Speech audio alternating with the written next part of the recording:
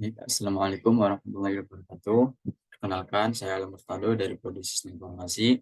Di sini saya ingin menjelaskan bagaimana kita melakukan analisa terhadap sistem yang terhadap bisnis yang mau kami buat, yaitu bagaimana cara penggunaan kosan haji goni. Nah, untuk kitab itu mungkin adalah pembahasan di tahap akhir. Ini adalah bagaimana kita bisa membentuk sebuah sistem yang jelas itu. Nah, di sini eh, saya ingin menjelaskan yang pertama adalah tahap analisa.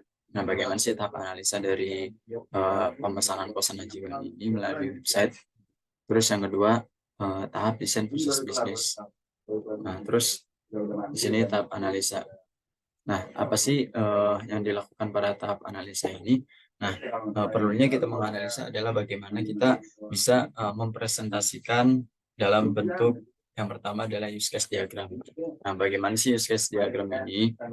Pada use case diagram ini kita melakukan penggambaran diagram UML yang digunakan untuk menggambarkan interaksi antara aktor atau pengguna dengan suatu sistem atau aplikasi.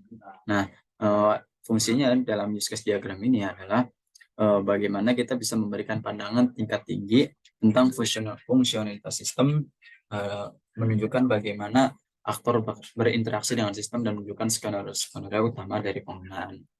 Nah, terus adapun dari beberapa elemen utama yaitu ada aktor. Aktor ini sebagai apa sih? Aktor adalah sebagai entitas yang berinteraksi dengan sistem. Dan use case. Use case ini apa? Sebagai aktivitas atau fungsi dari sistem itu. Jadi di dalam use case diagram ini ada aktor dan use case. Nah, itu nanti bakal dibuat di dalam activity diagram. Nah, mungkin dalam tahap analisa yang pertama dari use case diagram yang sudah saya jelaskan. Kemudian pada tahap kedua adalah, nah ini adalah bentuk use case diagramnya. Dan di sini aktornya ada dua, yaitu pelanggan atau customer yang memesan kamar dan ada admin sebagai pengelola dari websitenya. Dan di sini use case diagramnya bisa dijelaskan bahwasanya antara aktor pelanggan dan admin adalah sama-sama melakukan login gitu. Nah, terus dia si pelanggan ini mencari kamar, terus bisa cari kamar ini, masuk bisa pilih kamar dan lihat detail kamar. Terus aktor ini bisa mengajukan sewa. Nah, ini juga bisa menanyakan pemilik atau menanyakan kepada adminnya. Terus tinggal setelah ajukan sewa sudah selesai, tinggal ke metode payment. Nah, mungkin adalah bentuk ini adalah bentuk gambaran dari sketch diagram kosan haji goni. Selanjutnya activity diagram. Apa sih yang dilakukan pada tahap activity diagram ini?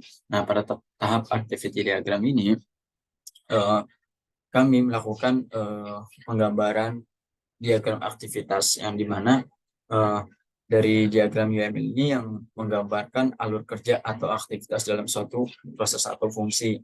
Jadi activity diagram ini adalah menggambarkan proses yang ada di use case itu. Jadi jelaskan step use case-nya itu bagaimana aktivitasnya gitu. Terus fungsinya apa sih? Nah, fungsinya ini adalah menunjukkan alur kerja dari suatu proses, langkah-langkah yang dilakukan dari tahap-tahapan use case. Terus keputusan yang dibuat dan bagaimana objek atau entitas itu saling berinteraksi. Nah, untuk elemen utamanya itu ada aktivitas. Yang pertama, maksudnya aktivitas ini adalah sebagai tindakan atau kegiatannya.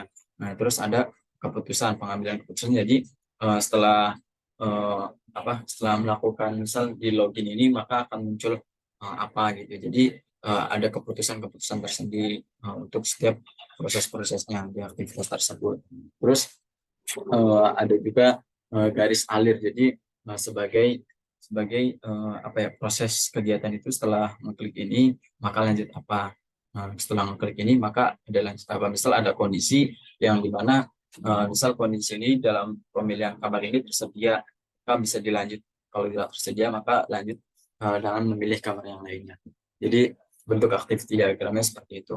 Nah, ini adalah bentuk activity diagram dari kelompok kami, yaitu yang pertama ada untuk use case-nya ada login, cari kamar, pengajuan sewa, metode payment, dan konfirmasi dari adminnya.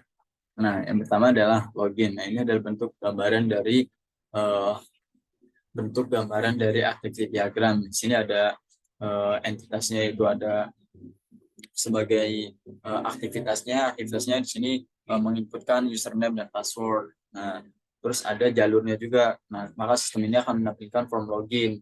Nah, pertama form login dulu, maka si pelanggan ini menginputkan username dan password. Nah, terus verifikasi login. Nah, verifikasi login, jika login ini berhasil, maka dilanjutkan menampilkan halaman utama atau dashboardnya. Terus kalau verifikasi ini tidak berhasil, maka dilanjutkan ke menampilkan form login kembali. Jadi seperti itu.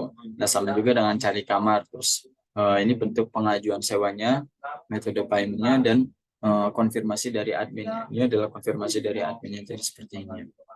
Nah, ini adalah bentuk-bentuk activity diagram dengan elemen utamanya, ada aktivitasnya, terus ada keputusan setiap prosesnya gimana gitu. Terus ada garis alirnya yang menunjukkan proses-prosesnya itu. Oke. Nah, selanjutnya sequence diagram. Apa sih yang dilakukan pada tahap sequence diagram ini? Nah, kita bahas dulu sequence diagram ini bisa diartikan sebagai diagram UML yang menunjukkan interaksi antara objek-objek dalam konteks suatu skenario tertentu. Nah, bagaimana sih fungsinya itu? Nah, fungsinya ini menggambarkan urutan pesan atau pemanggilan metode antar objek dalam suatu proses atau dalam suatu skenario. Nah, dari elemen utama yang dipakai dari sequence diagram ini adalah ada objek-objek ini sebagai entitas yang berpartisipasi. Nah, terus ada juga pesan. Bagaimana sih pesan itu? Jadi pesan itu sebagai interaksi antar objeknya gitu. Nah, terus ada waktu, urutan waktunya bagaimana. Gitu. Nah, ini adalah bentuk sequence diagram dari dari kelompok kami yang udah dibuat. Nah, di sini pengguna ini sebagai pelanggannya, jika masuk detail pemesanan, terus aplikasi maka periksa ketersediaan kamar, terus ada database juga gitu. Nah, melihat status ketersediaan kamar. Nah, maka ketika kamar itu tersedia, maka akan tampilkan. Terus si pengguna ini bisa memilih kamar. Jadi seperti itu. Ini adalah bentuk gambaran dari sequence diagramnya. Ini menunjukkan ada objeknya sebagai apa sih? Nah, objeknya itu adalah masukkan detail pemesanan.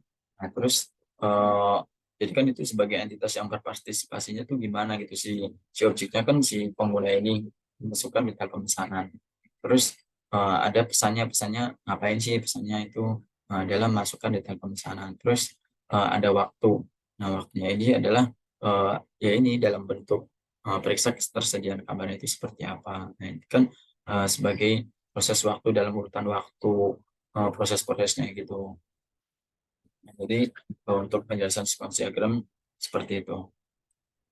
Nah, terus selanjutnya pada tahap desain. Bagaimana sih pada tahap desain? Tahap desain ini sangat diperlukan karena dari proses-proses yang udah kita analisa sebelumnya itu kita coba aplikasikan uh, dengan user interface UI-nya gitu. Bagaimana sih dibuatnya gitu. Jadi berdasarkan sequence diagram, terus ada activity diagram. Nah, setelah kita udah buat, kita lanjut ke tahap desain atau tahap UI-nya. Nah, ini adalah bentuk tahap UI-nya yang udah dibuat. Nah, bentuknya seperti ini untuk gambaran dashboard halaman utamanya. Nah, ini adalah seperti ini. Nah, mungkin masih banyak fitur-fitur yang lain yang masih belum terselesaikan, namun ini masih tahap proses di tahap desain. Nah, ini adalah bentuk tahap desain dari pemesanan kosan haji ini. Nah, selanjutnya adalah Entity Relationship Diagram atau ERD. Apa sih yang dilakukan pada tahap ERD ini? Nah, kita bisa artikan ERD ini sebagai hubungan, namanya juga relationship. Jadi hubungan diagram hubungan artinya maksudnya diagram yang digunakan untuk menggambarkan hubungan antara entitas-entitas, makanya dinamakan entity relationship. Jadi menghubungkan antara entitas-entitas dalam suatu basis data. Nah, fungsinya ini adalah memberikan pandangan visual terhadap terhadap atau tentang struktur data atau dan bagaimana kita bisa entitas-entitas itu saling terhubung satu sama lainnya gitu. Nah, adapun elemen-elemen utama dari hierarki ini adalah ada entitas sendiri karena yang jelas dari namanya aja entity relationship diagram. Jadi elemen pemeja, entitas sebagai objek atau konsepnya. Terus ada atribut. Atributnya apa sih? Nah, atribut ini sebagai karakteristik dari suatu entitas. Nah, terus ada relationship atau hubungan. Jadi keterkaitan antara entitas-entitas dengan yang lainnya itu. Nah, jadi setiap setiap diagram ini memiliki tujuan dan konteks penggunaan sendiri dalam pengembangan perangkat lunak dan dalam desain sistem. Nah, ini adalah gambaran dari IRD. Nah, maka di sini kan sudah jelas hubungan-hubungan entitas dari hubungan entitas dengan entitas yang lainnya. Jadi ada keterkaitan antara entitas. Dan di sini untuk entitas atau objeknya di situ ada entitas pelanggan. Nah, pelanggan itu ada atributnya, ada ID pelanggan, nama pelanggan, nomor telepon pelanggan, email. Terus untuk punya hubungan dengan transaksi sewa. Nah, di sini ada ID transaksi, ID pelanggan, ID kosan, dan sebagainya. Nah, di sini ada pembayaran juga, terus pemilik sebagai adminnya, terus kamar. Nah, ini kan sebagai apa ya, artinya bentuk IRD dari yang udah kita buat. Dapat masuk loh. Nah, ini adalah bagaimana sih setiap diagram ini memiliki tujuan dan konteks penggunaannya sendiri dalam pengembangan perangkat lunak dan desain sistem. Nah, ini kita bisa membantu pengembang dan desain untuk memahami, merancang, dan mengkomunikasikan konsep-konsep yang terkait. Jadi, di tahap analisa dan desain ini akan membantu nih pada proses pengembangan dan desainnya nanti, biar ketika pengembang dan desainer ini mengerti dengan apa yang kita buat gitu. Jadi ketika merancang dan mengkomunikasikan konsep-konsep yang terkait dengan sistem atau aplikasi yang sedang dikembangkan. Baik, mungkin itu saja yang bisa saya sampaikan. Mohon maaf bila ada kekurangan, bisa lanjut di kolom komentar atau bisa kita diskusi di kolom komentar. Terima kasih. Sekian dari saya. Wassalamualaikum warahmatullahi wabarakatuh.